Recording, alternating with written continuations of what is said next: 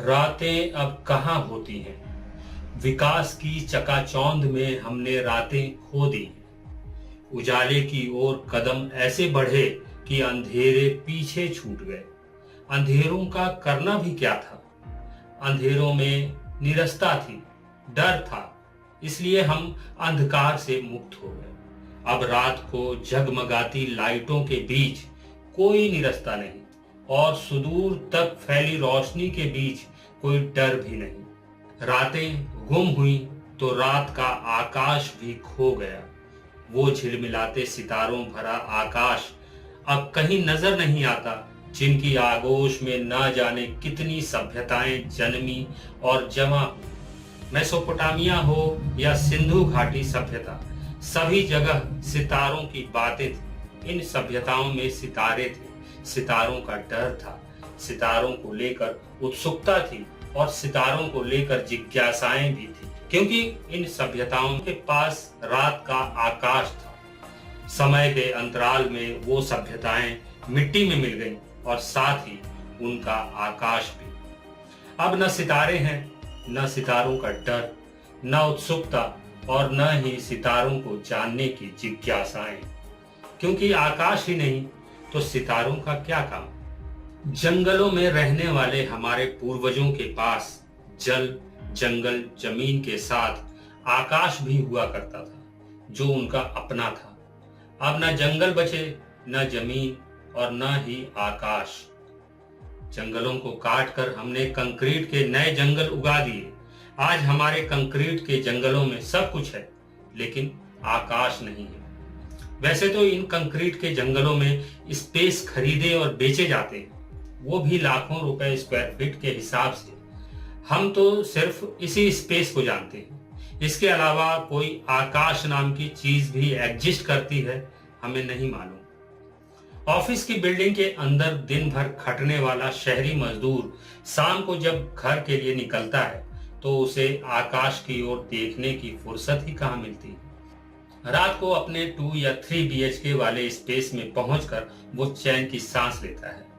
यही छोटा सा मगर बेशकीमती स्पेस एक मिडिल क्लास के आदमी के लिए उसका पूरा यूनिवर्स होता है। 2 या 3 कमरों वाले इस यूनिवर्स से अलग भी कोई यूनिवर्स एग्जिस्ट करता है, उसे नहीं मालूम।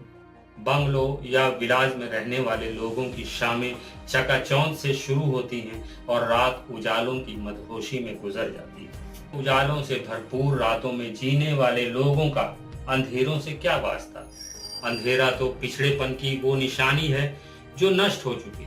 अंधकार तो जहालत के दौर की वो कहानी है जो खत्म हो चुकी। अब रात में छत पर जाकर आकाश के इक्का दुक्का धुंधले से सितारों को निहारने की फुर्सत भी किसे है। कोई क्यों पिछड़ेपन को अपनाए भला, कोई क्यों सितारों की कहानियों में सर खपाए भला। गांव की रातें स्ट्रीट लाइटों ने हजम कर डाली। शहरों से निकला विकास गांव कस्बों के इतना करीब आ गया कि सितारों भरा रात का खुला आकाश कहीं दूर चला गया। GPS के इस दौर में सितारों की जरूरत भी क्या है। अब कौन बेवकूफ सितारों को देखकर रास्ता खोजता है भला।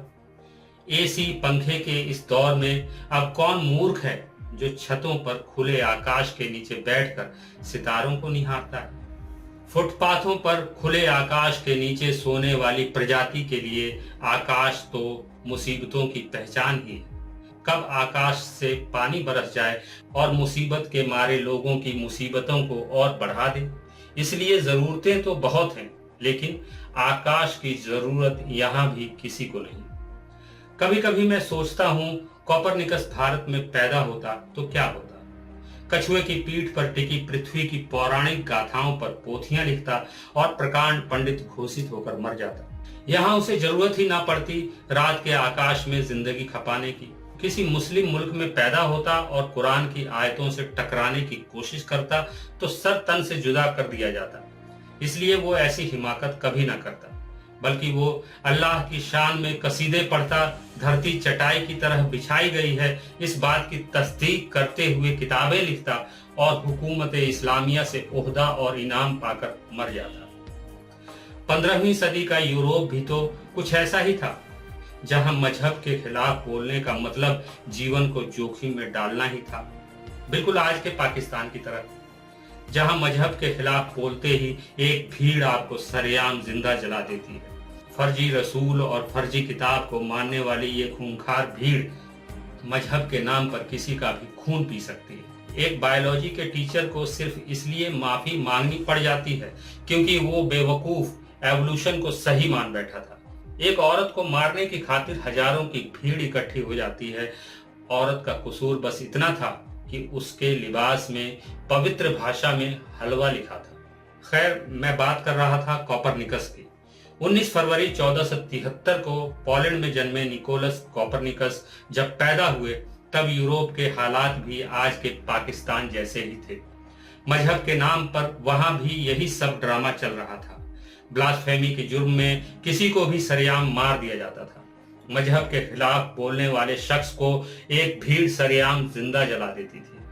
फर्जी रसूल और फर्जी किताब को मानने वाली ये खूंखार भीड़ मजहब के नाम पर किसी का भी खून पी सकती थी। ऐसे दौर में पैदा हुए कोपरनिकस बचपन से ही सितारों में दिलचस्पी रखते थे। जब वे जवान हुए तो रातों को प्रेमिका के ख्यालों में खोने की बजाय वे आकाश को निहारते। रात के आकाश में सितारों और नक्षत्रों की गति को अपनी डायरी में नोट करते। ये काम वो लगातार करते रहे। 23 साल तक रात के आकाश की गहन पड़ताल के बाद उन्होंने कमेंटेरियल्स नामक एक किताब लिखी जो 1530 में प्रकाशित हुई। इस किताब में उन्होंने लिखा, पृथ्वी यूनिवर्स के केंद्र में नहीं है। आकाश में नजर आने वाले कुछ ऑब्जेक्ट्स धरती का नहीं बल्कि सूरज का चक्कर लगाते हैं। सूरज का चक्कर लगाने वाले ये ऑब्जेक्ट्स ग्रह हैं और इन ग्रहों की तरह हमारी पृथ्वी भी एक ग्रह है जो सूरज का चक्कर लगाती है। इससे ये साबित होता है कि पृथ्वी अंतरिक्ष के केंद्र में नहीं है बल्कि हमारा सूर्य अंतरिक्ष के केंद्र में है। आकाश के सारे पिंड पृथ्वी का चक्कर नहीं लगाते बल्कि सिर्फ हमारा चांद ही हमारी पृथ्वी के चक्कर लगाता है। इससे ये तो तय है कि पृथ्वी यूनिवर्स के सेंटर में नहीं है बल्कि हमारी पृथ्वी केवल चंद्रमा का सेंटर है। चांद धरती का चक्कर लगाता है और धरती सूरज का चक्कर लगाती है। इसलिए ये मानना कि आकाश के सारे तत्वों के लिए धरती केंद्र में है गलत धारणा है। इतने वर्षों तक लगातार आकाश के सितारों का अवलोकन करने के बाद मैंने ये पाया है कि सूरज ही हमारे आकाश के केंद्र में है, धरती नहीं। अंतरिक्ष के बारे में कोपरनिकस की इस किताब ने पूरे यूरोप के धार्मिक गिरोहों की जड़ें हिलाकर रख दी। चर्च का मानना था कि ईश्वर ने सबसे पहले धरती को बनाया, उसके बाद आकाश का रुख किया और 7 आसमान बना डाले, यानी कि यूनिवर्स के केंद्र में पृथ्वी है। इसलिए आकाश के सारे पिंड पृथ्वी का चक्कर लगाते हैं। लेकिन कोपरनिकस ने तो ये कहकर कि पृथ्वी यूनिवर्स के केंद्र में नहीं है, ईश्वर के पूरे निजाम को उलट दिया और बाइबिल के अकाट्य सत्य को काटने की हिमाकत कर डाली। यह धार्मिक गिरोहों के लिए खुली चुनौती थी। इतनी बड़ी बात वे कैसे बर्दाश्त कर पाते? इसलिए कोपरनिकस को सजा भुगतनी पड़ी। उन्हें चर्च के आदेश पर देश छोड़ना पड़ा और निष्कासन की अवस्था में ही 1543 में कोपरनिकस की मौत हो गई। कहते हैं कि आदमी मर जाता है लेकिन विचार नहीं मरते। कोपरनिकस की मौत के 5 साल बाद यानी कि 1548 में इटली में जियोर्दानो ब्रूनो का जन्म हुआ। ब्रूनो को भी कोपरनिकस की तरह रात के आकाश में टिमटिमाते सितारों से मोहब्बत हो गई। उन्होंने कोपरनिकस के विचारों को पढ़ा और अपने ऑब्जर्वेशन में उन्होंने कोपरनिकस को सच्चा पाया। ब्रूनो ने निकोलस कोपरनिकस के विचारों का समर्थन करते हुए कहा, आकाश सिर्फ उतना नहीं है जितना हमें दिखाई देता है, ये अनंत है। इसमें असंख्य विश्व हैं और हर विश्व करोड़ों सितारों से सुसज्जित है। ये तारे आकाश में टिमटिमाते मामूली बिंदु भर नहीं है बल्कि ये बहुत विशाल है। दूर होने की वजह से ये हमें छोटे दिखाई देते हैं। हर तारे का वैसा ही अपना परिवार होता है जैसा कि हमारा सौर परिवार है। सूरज की तरह ही हर तारा अपने परिवार के केंद्र में होता है। यूनिवर्स में हमारी पृथ्वी एक सामान्य सा ग्रह है जो सूरज का चक्कर लगाती है। इसलिए मैं कोपरनिकस की इस बात का समर्थन करता हूं कि हमारे आकाश के केंद्र में सूरज है, पृथ्वी नहीं। धार्मिक गिरोहों ने कोपरनिकस को देश से निकालकर उनके विचारों से पीछा छुड़ाने की कोशिश की थी, जिसमें वो कामयाब भी हो गए थे। लेकिन ब्रूनो के क्रांतिकारी विचारों को रोकना मुश्किल था। ब्रूनो के क्रांतिकारी लेख नई पीढ़ी के दिमागों में सवाल और संदेह पैदा कर रहे थे। और धर्म में तो सवाल और संदेह के लिए कोई गुंजाइश होती ही नहीं। इसलिए ब्रूनो धर्म की सत्ता के दुश्मन हो गए। 1592 में चर्च ने ब्रूनो को चेतावनी देते हुए लिखा, बाइबिल के सिद्धांतों को निरस्त करने का अधिकार केवल यहोवा को है। यदि धरती पर जन्म लेने वाला कोई मनुष्य बाइबिल के नियमों के विरुद्ध षड्यंत्र करने का साहस करता है तो चर्च को यह अधिकार है कि उस मनुष्य को निर्मम दंड दिया जाए।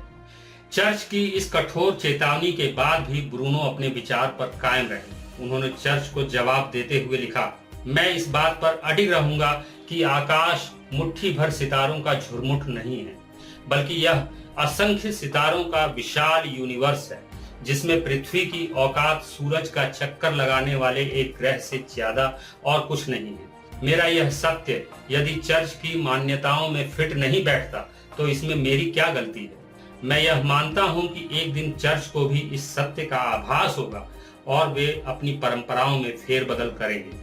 ब्रूनो के इस बयान से धार्मिक गिरोह तिलमिला उठे और परिणाम यह हुआ कि ब्रूनो गिरफ्तार कर लिए गए। 8 साल जेल की कालकोठरी में पड़े रहे। हर रात वे जेल की खिड़की से रात के आकाश को निहारते और हर बार उनका सत्य और मजबूत हो जाता। जेल के कैदखाने में 8 सालों के दौरान ब्रूनो के पास चर्च से लगातार संदेश आते कि वो सार्वजनिक तौर पर चर्च से माफी मांगे और अपनी बातों को वापस ले लें, लेकिन ब्रूनो ने ऐसा नहीं किया। आखिरकार 17 फरवरी सन 1600 को धर्म के ठेकेदारों ने रोम के एक चौराहे पर ब्रूनो को खंबे से बांध दिया और मिट्टी का तेल छिड़क कर आग लगा दी। ब्रूनो जलते रहे और हजारों की भीड़ ये नजारा देखती रही।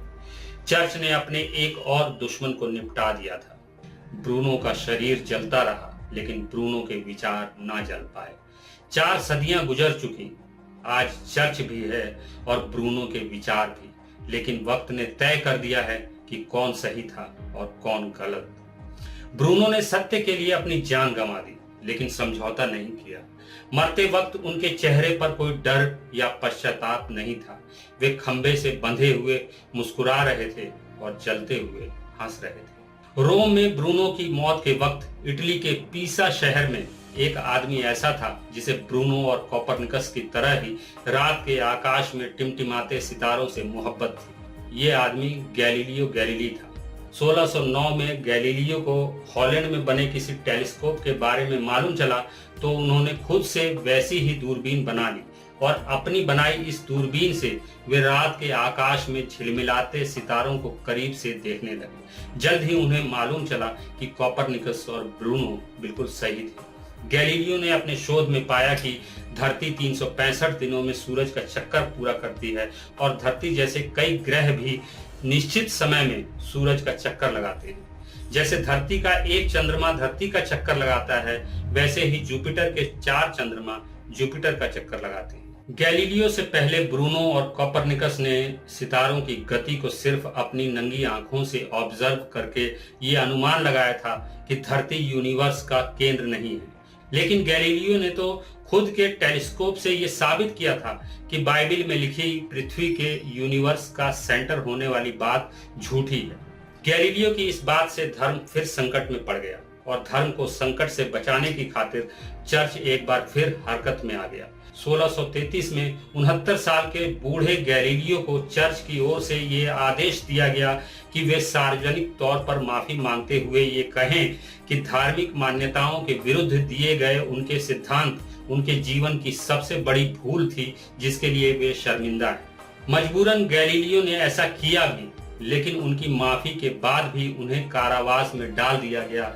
जीवन के आखिरी दिनों में जब जेल में बंद गैलीलियो की हालत नाजुक होने लगी तो उन्हें उनके घर में नजरबंद कर दिया गया, जहां 8 जनवरी 1642 को गैलीलियो गैलीली की मौत हो गई। जिस आकाश को निहारने की सजाएं कोपरनिकस, ब्रूनो और गैलीलियो को मिली, रात के उस आकाश की हमारे लिए अब कोई अहमियत नहीं है। आकाश में रखा ही क्या है?